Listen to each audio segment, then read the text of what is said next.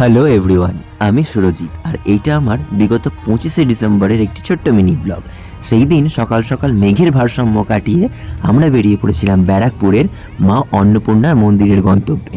চলো দেখা যাক আমরা কিভাবে গেলাম। এই যে শ্রীরামপুরের ফেরিঘাট পার হয়ে ওপারে নেবে টোটো করে পৌঁছে গেলাম একদম ব্যারাকপুর ক্যান্টনমেন্টে, চিড়িয়া মোড়ের কাছে। সেখান থেকে ক্যান্টনমেন্ট ধরে হেঁটে পৌঁছে গেলাম মা অন্নপূর্ণার মন্দিরে।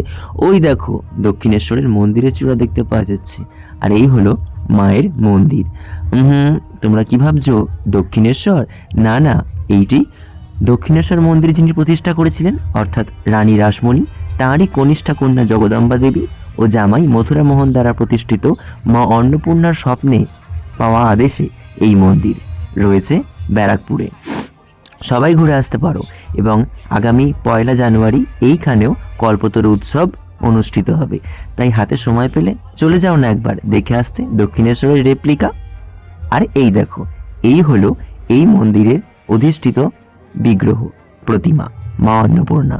যদি কারোর দেখতে অসুবিধা হয় আমি ভিডিওর শেষে আরেকটি ছবি দিয়ে দেবো।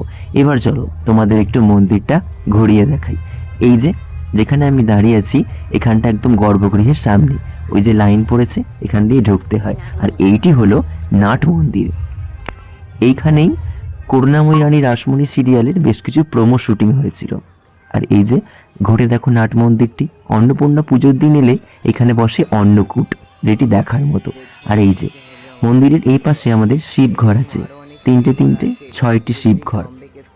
দক্ষিণেশ্বরের মন্দির থেকে এই মন্দিরটি একটু উচ্চতায় ছোট।